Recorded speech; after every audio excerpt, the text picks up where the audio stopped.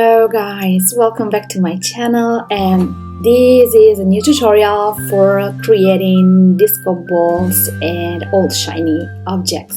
Now let's begin. So first of all, in order to create a perfect disco ball, what you have to do is think that you are creating something that is rounded, therefore is a spheric object. And of course your disco ball will have some sort of longitude and latitude lines. You should think about heart globes. How do you say that in English? I have no idea. World globes,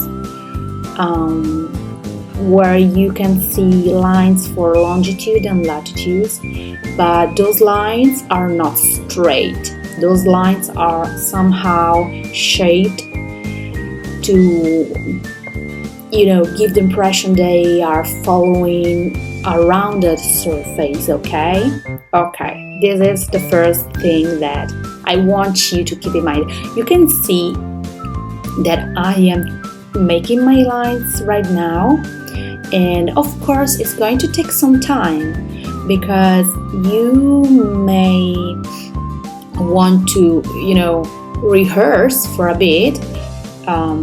Also, this is a very good exercise to give stability and balance to your dominant hand and wrist, which is very important when you draw. Is not about your hand, or it's about your hand, of course, and the fingers and all that, but a lot of the work is on the wrist. Okay, just keep in mind this. And when you create these lines, you have to keep in mind that you are somehow making your hand and wrist stronger. Now you can see what in order to make my life easier, I made 1/2 of my globe, and then I duplicated my level and I flipped it. Okay, these are my first lines. Then I'm going for my horizontal lines, and you can speed up if you want a video of this. I mean, this is just the basic you have to know. Okay, it's very easy actually. You can pretty much create any kind of object with the same technique, and I will show you in a minute. Okay, just take your time. And I wanted to make a freebie with a stamp brush with the disco ball. Then I said to myself, they have to rehearse, they have to try, they have to somehow make it by hand, because this is very important when you work, when you draw. It's important to make it freehand if you can. At least with something so easy, because it's going to be so easy, you won't believe how easy it is. But take your time, okay? If you really like to study and understanding what's behind the illustration, but in terms of somehow building the perspective and building the object, because what you see in the end is something that is finished. Okay, and what you really want, or at least what I'm speaking for myself right now, because I am a self-taught artist. I wanted to like really understand what went beyond that. Okay, yes, of course, when it's done, when your globe is done, what I made here is fill the object with a light gray, okay, or a medium gray color. You can have your disco ball in every kind of color you like, okay? Now remember that the darker the gray, the brighter the color is going to be, like the saturated the color is going to be later. I'll show you that when it's time. Now after you have your gray level of color, what you have to do is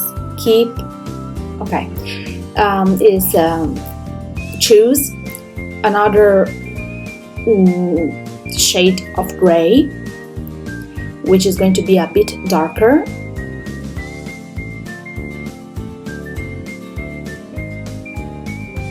And what you want to do is select some random areas. It doesn't matter how you do that. I mean, you can use the selection tool, you can do it by hand, find your way, okay? But when you select your areas, you have to fill them with a darker gray. I think on video it looks like a little bit bluish because I went to pick the gray on the blue shades, but it doesn't matter. I mean, as long as they are gray, okay. And you should have something that looks like this, pretty much. Now you can adjust all the shapes of colors. Feel free to make it the way that is more pleasing to you. Now next you have to create a new level with a clipping mask set on screen and pick a light gray, okay? And now what you have to do is turn your sketch or your line art into your reference level. And by doing this, you are going to be able to color inside the little squares that we have created. And what you have to do is actually that. You have to pick your light gray and fill just in. This is completely free. There's no rule that will say what you have to do, where you have to fill the color. It's free. Do it as you wish. This is exactly what I am doing right now. I am filling my little squares with this very light gray. Okay? And when you think is enough, if I can advise, don't overdo. Just find a good, a good disposition. Don't overcolor all the areas. Okay, when you've done filling your little squares, just merge them all together, all the layers together, and repeat. Make a new layer, clip it, and somehow just add a rim light, what I would call a rim light, okay? You can see how I am creating my rim light. You can do it using a normal layer, just using a white color and your favorite brush, or as I am doing here, I have made a new layer on a clipping mask set on Add, not Screen but Add. I am using, of course, the same light gray, the last one I used for my little squares, and I'm creating some rim lights along my longitudes and latitudes, just to make it easier to understand. Feel free to add feel the shimmery shine that you like, because I like it a lot. It's absolutely my favorite things to do is adding lights. They are so satisfying to me, and I think you should somehow have your own style. Therefore, you can see what I'm doing here is just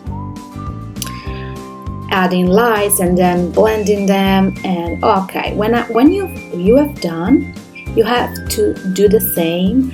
Create a new layer. This time, this new layer is going to be on top of everything, even on top of the sketch line, and you have to add some light effect. In this case, I had a set of brushes for Procreate. I don't remember right now when I got it. It was a long time ago, yes, but I don't remember where I got them. I think it was from Gumroad. I don't remember who was offering them. Don't remember at all. It doesn't care. You can find a lot of similar brushes online. Now, if you want to add color, what you have to do is create a clipping mask once again, and just fill this clipping mask layer with a color that you may like. And what you have to do is play with the modes of the layers. You can see that I'm doing the same here. I try to create the same effect on a different object. In this case, it is a cacti. Okay, you can see that I'm doing the same steps. Now you are seeing the video, but this is quite speed up, because I mean, you don't want to see the same tutorial over and over again. So yes, it's quite fast, but you can see all the steps are the same. And you can see again filling the little squares. Of course, you have to notice that the lines that I've made are following the shape of the object. Okay, so avoid straight lines. They really have to go around the object. You can see these illustrations and the disco ball on my Instagram account, because I have posted on my stories to show you.